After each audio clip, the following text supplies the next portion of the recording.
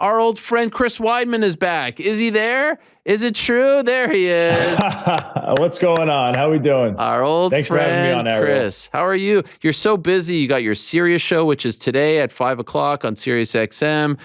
Won't back down, right? Very smart, by the way. You go on at 5. We're usually done by 5, so you don't want to go head-to-head with the king. I totally understand that. Makes sense. I know this is your livelihood. I got other things going on, so I didn't want to take this away from you and your family. So we decided to give you guys the 1 o'clock show. I appreciate that, but I'm driving around. They replay it. I'm listening to it with my kids. You and Wonder Boy chopping it up. You enjoying doing that?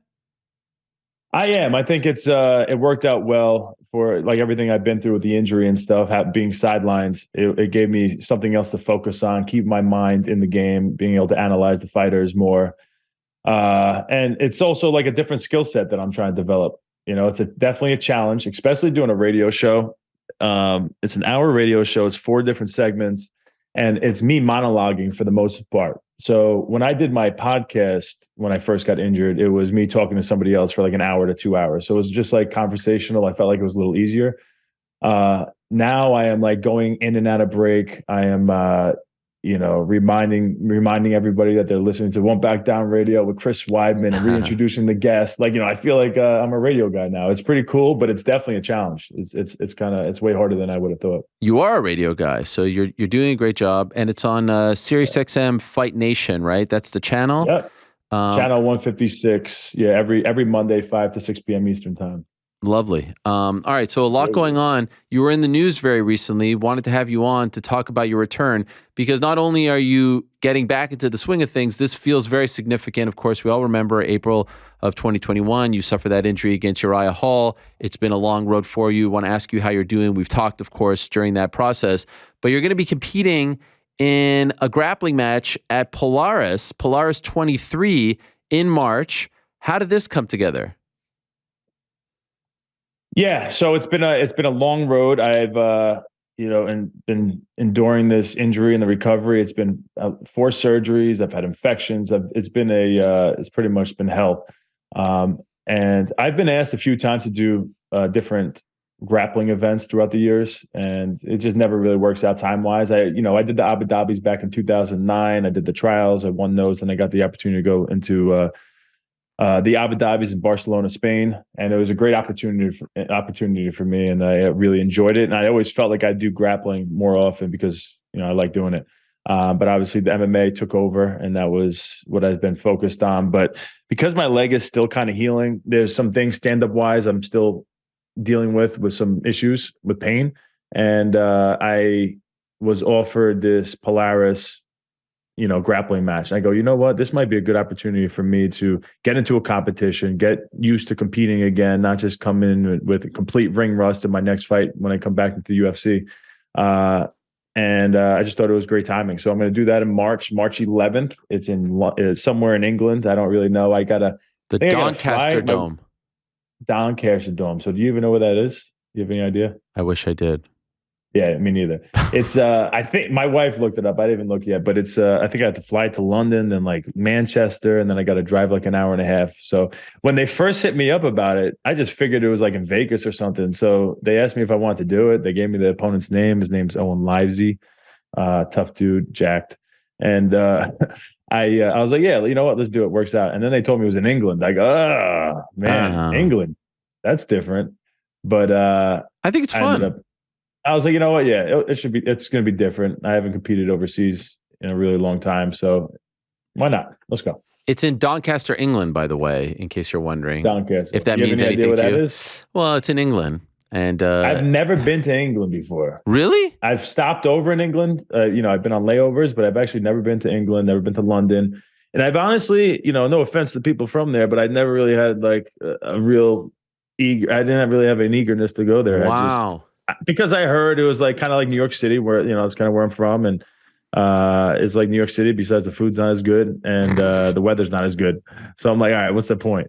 But I've recently heard my boy, our guy Lloyd Pearson, my manager. Yes. He said his favorite place in the world to go is London, and so now I'm like, all right, I'm a little bit more excited. He broke it down, and let me tell you something. Ready to go. I have been considering moving to England. I don't know if you know this, but I'm being serious. I love England. I love everything about it. The culture. I love we're big into soccer these days. My kids, all they watch is Premier League soccer. They're really into it. So we watch that. I love the darts. The darts are huge in England. I work for BT Sport. Stop.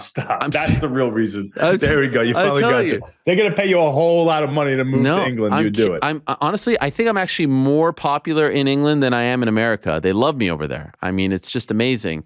I kind of feel like I should be in England. I feel like I'm actually British. By the way, I'm Canadian, Commonwealth. You know, we're part of the same thing. You know, the Queen, big deal. King, of course. Yeah. You're going to love it. It's a fantastic place. By the way, it's just outside Sheffield, if that means anything to you, Doncaster. No. But keep going. Give me something. How's Dirty Jersey treating you? Is it that bad right now? No, that I just listen. Like, right, I'm gonna move to England. I really love the culture. I love the people. They're so genuine. They're so nice. You're gonna love it. Are you going for a long time, or are you just kind of go like in and out? I think I'm gonna go. They need me there for like media on Wednesday, so I think I'm gonna get there on Tuesday. Yeah. What's the time difference over there? You think? 5 hours ahead. 6 hours? 5 hours ahead. I know everything about it. Yes. BST, GMT, the whole works. What are the? And by the way, Owen, I will admit, not a huge grappling guy. I mean, there's so much. You know, I'm conquering MMA, conquering boxing, pro wrestling, darts. There's a lot to watch these days. So I'm not a huge grappling guy. Owen Livesey, is he well known? Is he world renowned? Who is he? Did you know who he was? No, I didn't know who he was. So I was kind of clueless at first. But I also don't, watch all the grappling matches. I'm not like super into it. I know some of the big names. Apparently, he's kind of came on the scene out of nowhere, and he's been crushing. He's been doing really good. Had some big wins and some exciting matches. He was a gold medalist in the European Commonwealth Games in judo. So I think that's his biggest credential. But he's a black belt in jiu-jitsu and judo, and he likes to like throw people. He's very strong, strong dude, and I think it's a good one. We'll see what happens. And what are the rules? So you start from standing. It's wrestling into submissions. Okay. So, and I think it's scored just based on aggression. So it's a 10-minute match, and whoever shows more aggression, I guess, going for more offensive moves is going to be declared the winner or submission. Okay. So it's all submissions, and at the end of it, if there's no submission, then whoever was more aggressive, I think, gets their hand raised. And your last grappling match, was that 2009 Abu Dhabi? Yeah. That is wild. And when you first came in to the UFC and to MMA, we knew you as the Hofstra guy, but we also knew you as, the grappling guy. You were known as like the super whiz. Danaher's talking about you, Matt Serra's talking about you. So it kind of feels like it's a return to your roots. Yeah, kind of. I've been out of the game for a long time. The first notoriety I ever had in the mixed martial art ecosystem was when Sherdog wrote an article about me after I lost in the Abu Dhabi. So I was a blue belt, and I won the Abu Dhabi trials, and I submitted everybody but one guy. I submitted the guy in the finals who was a world champion as well. And I got a lot of notoriety from that. But then when I went to Abu Dhabi's, I had this really close back and forth match with Andre Galvao. And at that time, he was already a 7-time world champion, and he accomplished a lot. And he was, I guess people thought he was just going to run right through me. And we ended up going to like double overtime, and he ended up winning on points. And it was a great match. It was like one of the greatest matches of the tournament as far as back and forth and like submission attempts and stuff like that. And then afterwards, someone from Sherdog, I think it was like Brian or something. I wish I remember, but it was so cool for me because it was the first time, even after a loss, they really took notice of how well I did, and with a guy like Galvao, and saw me as a guy who is someone you should be paying attention to in the MMA game. Because at that point, I was 2-0 as a professional fighter. I had injured my hand. The next fight, I went on to fight Uriah Hall, but I was injured. I had a surgery, and I was like a crossroads. My hand just wasn't getting better. And Longo, actually, of all people, even though he was more of a kickboxing guy, he knew I was dominating people, on the local scene with jiu-jitsu in the gyms, and everyone's, had a lot of great things to say about me. And he was like, you should do these Abu Dhabi trials, because I think one of the guys on our team was doing the Abu Dhabi trials.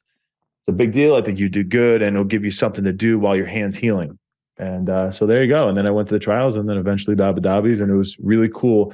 And it was good for me confidence-wise. If I was on the mat with a guy like Andre Galvao for, I think it was like close to 20 minutes with overtime. And if I could be in there with a guy like that and go back and forth with submissions and not be tapped out, then like, all right, who's going to give me a hard time in MMA when it hits the ground? So it gave me a lot of confidence being in that match. And you were just in Austin preparing for this with legends. I saw you with Gordon Ryan, Danaher's there. What was that like? Because now here you are, kind of going out a little bit of your comfort zone in North Carolina. You're preparing for. You're kind of in camp mode. I know this isn't a fight, but still, you're preparing. You've got an opponent. Like Yeah. going through all this stuff. What was it like? Oh, it was amazing. Well, the sport of jujitsu, as I've known, has really evolved over the last, like, I would say even the last like 5 years. It's evolved like crazy. First, you had the leg locks became a thing. Like John Danaher really took that to a different level with Gordon Ryan, and they had Cummings at the time, Gary Tonin. They just started submitting everybody with leg locks. And then guys kind of caught on to learning how to defend that. And then they were taking everybody's backs. Either way, John Danaher is such a great teacher. He's so smart. He's really on the cutting edge, and he's, I feel like, a year ahead of like almost everybody. So if you go there, you're just learning all this stuff that everybody doesn't really know yet. And so I was able to just gather all this information. It was a week I was there, and I got so much better. And I was able to see like all the things that these top guys are doing, and then try to emulate it and do it myself. And it really was a great time. Gordon Ryan is, at this, he's the GOAT of the game. And I actually got to stay with him at his house and, train with him and the team, twice a day. And it was a winter freeze when we were there. There was everything was just shut down in Austin. How cold was it? It was good. It was like 32 degrees, like 28 to 32 degrees the whole time, but it was cold rain, and which was freezing over on the ground. There was black ice, and there was like some flurries, but it was like 4 or 5 days like that. And obviously Austin, being Texas, is not used to that type of weather. And so they were just shutting down everything. But which was good. It wasn't that much like hanging out, doing different fun things. It was more just straight up training. It was like, good way to segue into the fight, the grapple match. What's it like grappling with Gordon Ryan? He looks like he's a freaking tank. He is a complete monster. Like, like it's insane. He is so strong. The amount of effort that I have to put in to move him around, especially on the feet, is just crazy. And then on top of it, his technique is just so good. When it comes to the groundwork, I'm pretty good on my back, which the MMA fans don't really know. People who've trained with me probably know, but like I like being on my back, which is weird because I don't like doing that in a fight. But in jiu-jitsu, I love being on my back. And I have good frames. I'm long. I'm a pain in the ass. I'm flexible. It's hard to get around me, and I'm kind of tricky with submissions. He is just like 10 steps ahead of me on the ground. Like he's on top of me, and it sucks because I know what he's doing because I'm learning it, and I just know, okay, if I put effort into stopping this move, the amount of effort it's going to take is just going to crush me, physically.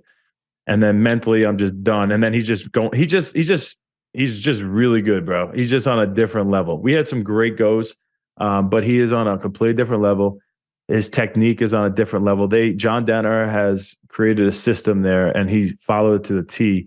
And with his athletic ability and his strength, on top of all the technique he has, I just don't see anybody being able to compete with him. And then there's a few other guys in the gym that are the same way. There's a guy named this one of the kids' name is Jiu-Jitsu Giant. Wow. I think he's 20 years old. He's like 6'8", 280 pounds. That was another fun role. I did 10 minutes with Gordon Ryan, and we did a lot of standing. So it was like just pulling on the head and just like working standing techniques. And it was just hard go. And then all of a sudden the Jiu-Jitsu Giant, this nice little baby-faced 6'8", 280-pound monster comes over me. He's like, Chris, you want to go next? And I'm like, sure. Next thing I know, I'm on my back, and I'm just being suffocated by this complete nice monster. Like he's just like, it's an honor to go with you. And he's just completely crushing me. It was very humbling experience, but it was also very like eye-opening. And I know I could be right there. Like they just gave me so many tools to work with now that I get to practice and work on here. So where are you at confidence-wise? Like scale of 1 to 10, as far as your health, your leg, everything, mentally, physically, where would you put yourself? I'm pretty damn confident right now. Sparring and everything, I'm right. Like I'm better than ever. I feel great. My leg has some like issues when I bounce around still, and they think within the next couple of months that's going to go away with just some more strength building in the leg. The last time I had a surgery, which is kind of over the summer, and then I had an infection that took a while to heal. I was like down to the bone, different holes down to the bone that I had to stuff with gauze and stuff. It stopped me from getting, which ESPN's doing a whole documentary on, so will be coming out right before my next UFC fight, probably like 2 weeks beforehand. So everybody will get to see all the video footage and everything I've really been through. So vague for a reason, but it's been crazy. Where was I going? I don't know. Well, I was asking about the confidence. You said you're confident, but so let me ask you this. Like when you go through all that stuff, did you ever have a moment where you thought you wouldn't get out of it? Meaning like, you're like, I can't go 4 surgeries in 2 years or less than 2 years. Like, did you ever have a moment where you felt mentally broken? Well, there was definitely moments in the beginning where I just wanted to be able to walk again. Yeah. I just wanted to not have my leg amputated and all that stuff. And then once I got to the point of walking, and then it's been through, I've been through a lot for sure. Yeah. There's moments where I was like, I don't know if I'm gonna be able to do this, because this has been such a process. I've had 29 surgeries. Wow. Now, and I just had 4 surgeries on this leg. No, well, so it was I have 25 surgeries now. I had 25 before this leg, and then now I just had 4 more. So I've been through the ringer already in my career, from wrestling to MMA, and I have that like I'm not quitting attitude. I don't even think about quitting. And I've been through pretty much every type of injury you can think of. But this has been very unique with the way it's tested me mentally and physically, because it's been very hard. It's not easy. It's not easy to come back from at all. And it's been a real challenge for me, and I took it on, and I've tried to keep that same mentality, and I'm finally seeing the light at the end of the tunnel. Was amputation on the table seriously at any point?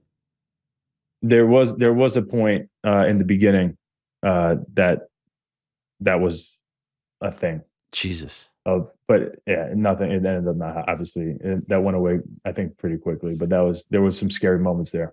By the way, I have such a bad habit. I don't know how to fix this, because you see, this is like my least favorite thing about myself. If I could be honest with you for a moment, we're buds. I could say this. I just said Jesus, and I shouldn't say that. Do you take offense to that? I didn't hear you say that. But I shouldn't say that. But I will remind everyone, Jesus was a Jew, so he's one of us. But the thing is, I should stop saying that. As long as you believe in Jesus. You're a believer. Yeah, he's a guy. Why wouldn't I not believe in him? I mean, but there's some people that don't believe he ever existed? We're not going to have this conversation because I'm going to start asking you more questions. But the point is, awkward. Can I tell you something? It is just between us, and everyone listening and watching. Do you know who Katie Taylor is? Off the air, right? Yeah. Katie Taylor. Yeah, Katie Taylor. Yep. I love Katie Taylor. She's the best boxer on the planet, women's boxer on the planet. So I was with her at MSG on Friday doing a thing for the anniversary of her fight last year against Amanda Serrano. And she is very religious. She loves Jesus. She said that to me. A devout Catholic, yes. I guess, right? Love Jesus. Jesus. So she kept talking about Jesus. Her walkout song was religious song, all that stuff. And then at one point, someone else said something, and I said Jesus, like, oh, Jesus. And I was like, oh my God, I'm so sorry. Did I offend you? And she started laughing. Like, no. I'm like, oh my God. I said the Jew line again. I was like, oh, Jesus was Jewish. But I felt horrible about it all weekend. Do you think she was offended that I said that? I think that's one of those things. I mean, you're not supposed to take the Lord's name in vain. Yes, I'm better than this. But I will say, and I'm not speaking for all Christians out there, but for me, it's become part of the culture. You're not saying it in a derogatory way. It's not like you're meaning to offend anybody. It's almost part of your language. I know. And it has nothing to do with Jesus, but that's kind of just, for whatever reason, that's become a part of your vocabulary. If someone says it in a way where they're trying to be, be derogatory, then that's a different story. Right. That's a little disrespectful, but yeah. What about G's? I'm not taking offense with that. I say G's all the time. Okay. Is G's short for Jesus? I don't know. I don't think so. I say G's all the time. I never think it's short for Jesus. Do you ever say Jesus? Not really. I really don't say Jesus. Yeah. Why do I say that? Unless it's like a positive thing. There's a lot of people who say that, man. You're not alone. I'm not. I would love to just, come down on you right now. But I know you want to come down on me. It could be like a serious thing, but you're also, you're what about Jesus? Opening up for discussion. What if I say Jesus? Jesus. As long as you say Jesus like that, you're fine. But if you say Jesus, then it's a little See, disrespectful. a lot of people always say like, "Oh, Ariel can never be wrong." Here I am saying I am wrong on this one, but I can't, and I felt so bad. I mean, Katie Taylor's like top 3 favorite athletes of mine on the planet right now, and I felt horrible that I disrespected her. She said multiple times, and then I have the Jewish neuroses thing where I had to apologize. Plus, I'm Canadian, so I like apologized probably 40 times. And I still feel bad about it. So I just said it to you. I wanted to know your thoughts. Thank you for making me feel a little bit better. I'm not really sure if you did, but you're saying No, I think. okay. Listen, your heart's in the right place. I think that's the most important thing. All right. If you were purposely being offensive, then that'd be wrong. I saw on your Instagram. I still follow you. I'm not sure if you follow me because I got a weird video, by the way, from our mutual friend Rory Karp. You're doing a movie with him, and he like sent me this video of you, and you're like, "Hey Ariel, why don't you give us some love?" I was like, "Geez, Louise, talk about Jewish guilt." I mean, both of you just laying it on me. I'm like, "What's happening?" A promoter, huh? Yeah. Oh my gosh. So yeah, now I guess you just threw a layup in there just to take care of him right now. Yeah. So Grace Point, it's a movie that I was in, and then they took me out. They edited me out. What? And I'm still promoting it here. Yeah, this bastard. He sent me a video of you saying, "Oh, Weidman's in it, your boy." Blah blah blah. Yo, that was before he told me that I wasn't in it. This guy for months. I went down. It was somewhere in North Carolina. Al Jermaine's in it. Dean Thomas is in it. They have actually some big time actors in it. He's gonna be pissed. I should know their names, but I know the MMA guys. And I went down. I was a priest, and I had some funny scenes. I had a lot of monologue actually. I was going off on, and next thing you know, I thought I was in the movie. I was like, I said so many damn words. I got to have something in there. And then I just found out, no, I'm not even in the movie. You That's wouldn't see me. up. But yeah, make sure you go see Grace Point. It's going to be in one of the festivals in California. Do you have it pulled up? No, I got nothing. I thought you were going to promote it. Oh yeah, no, he just said promote Grace Point, but all right, so Grace Point.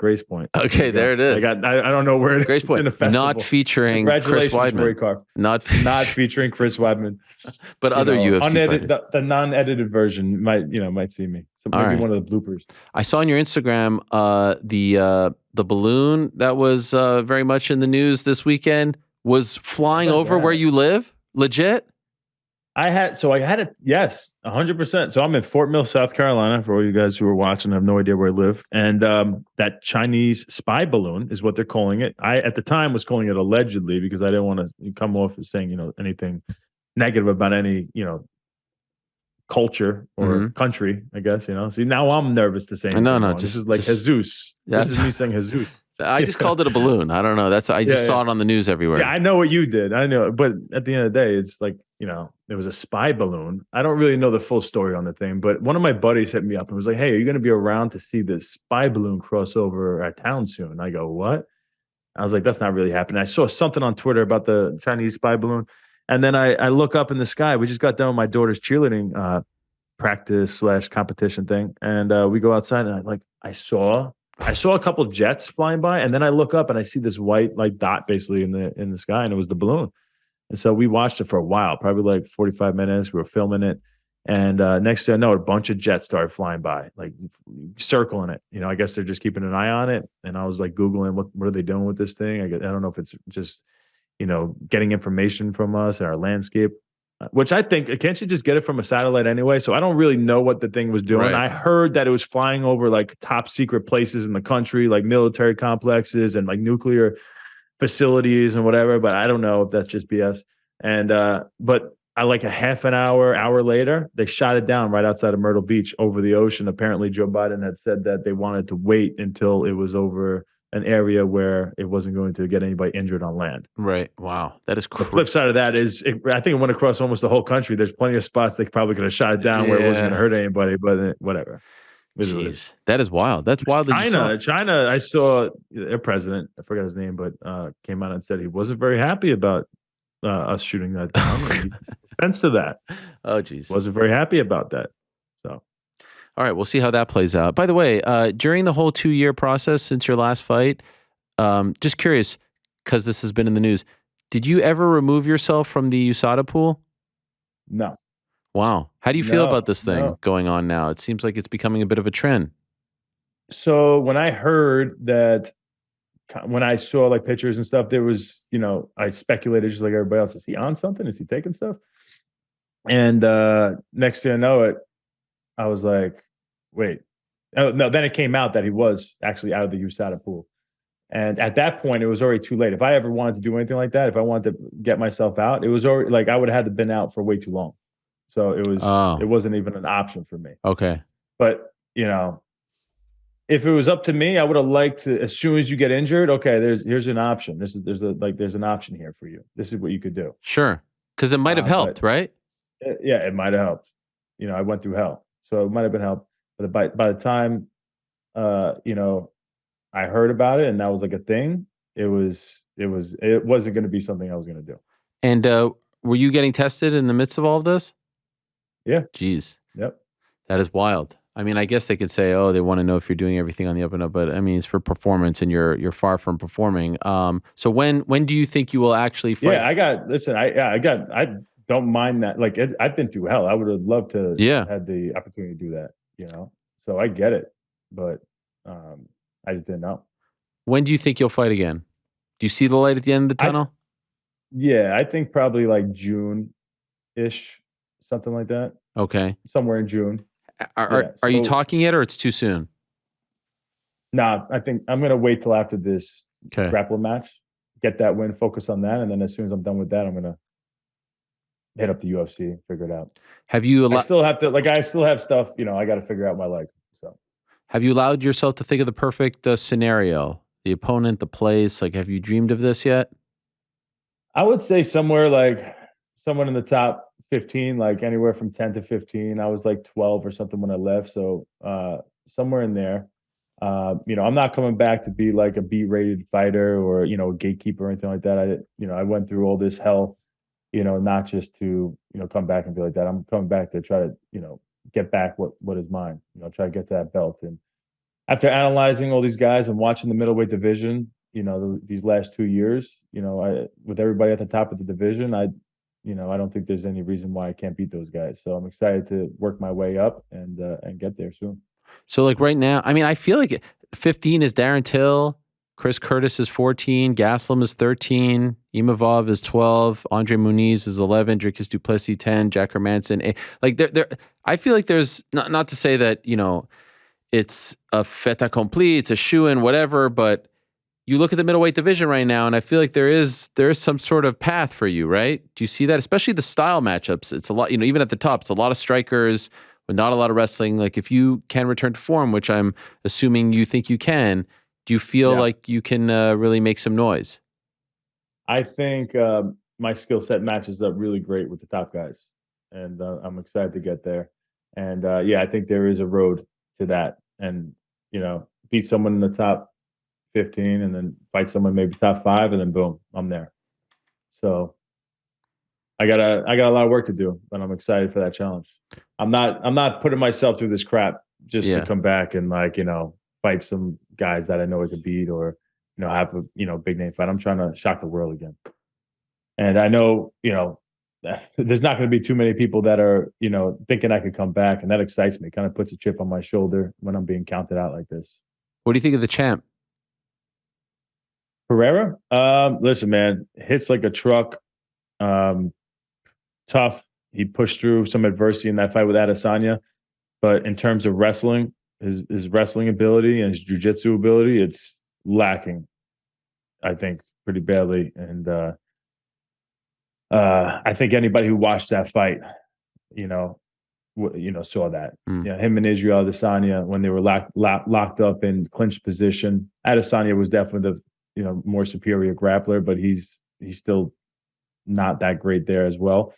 But it appeared that he didn't really know what to do from the clinch position, how to really move his feet around and move body weight around. And when he got taken down, he was working back up to his feet. It was very difficult for him. He didn't look comfortable at all. Didn't really seem like he was experienced in those positions. And so, just curious, you watched, by the way, did you watch Bellator on Saturday on CBS? I didn't. I saw just the Fedor and Beto Okay, I fight. thought because we just had Johnny Eblin on, and he says he's way better. And I think there's actually an argument to be made, like just that matchup, right? Champ versus champ. He would be a tough matchup for Alex. He's a wrestler, right? Yeah.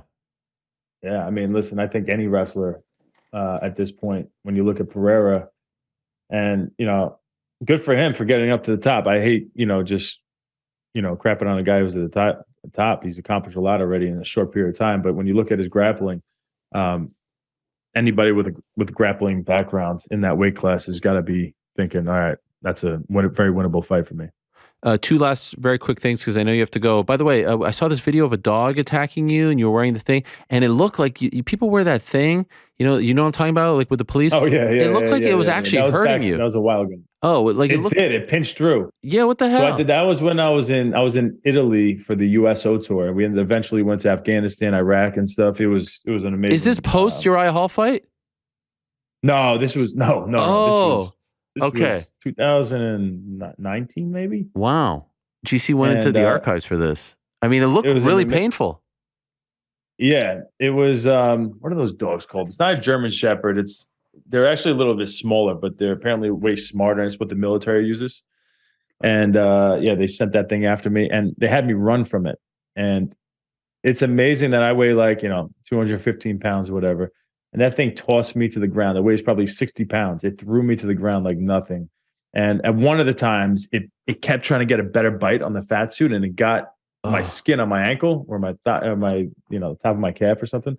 And it was painful. Those dogs are scary. You don't want one of those chasing you. No. But something more recent, you were in like a cornhole championship thing with Doug Flutie and some other celebs. That was recent, right? Yeah, that was probably like 5-6 months ago. Something like that. How'd you do? I lost first round to Dawn Staley. Oh, you know Dawn Staley? Yeah, of course, the basketball legend. And head coach for Duke. US. Yeah, is it Duke or USC? Maybe Duke. You want to Google that? Unless she just became a Duke coach. Yeah, Google that. Dawn Staley, head coach. I'm pretty sure she's University of South Carolina. Oh, you're right. Mother effer. Who's the one for Duke? Oh, when you said USC, I was thinking like Southern California. Head coach women's Duke. Who do you say it is? Kara Lawson. Mother effer. Oh yeah. Yeah. Dawn Staley. Yeah. That was fun. One of my buddies' wives actually does like marketing for the cornhole league, and they needed an extra person, so they brought me in, and it happened to be right here in Rock Hill, South Carolina. Man, that was fun. I ended up losing, man, but afterwards I did great in the back. I had some good wins. We played for money. Oh, it was a cool experience. Well, look at you. You're doing a lot of things. You got Sirius, you got Polaris, you got cornhole, you got balloons flying over you. I mean, there's a lot going on in your life. Great to catch up as always. I wish you the best. Keep us posted on the recovery. I'm sure you will on your show on SiriusXM every Monday at 5, SiriusXM Fight Nation. Who do we have on today? Anything you want to plug? We had Calvin Kattar on, man. Oh. He's dealing with an ACL. He had an ACL surgery after his last fight with Arnold Allen, and so we got to talk to him a little bit.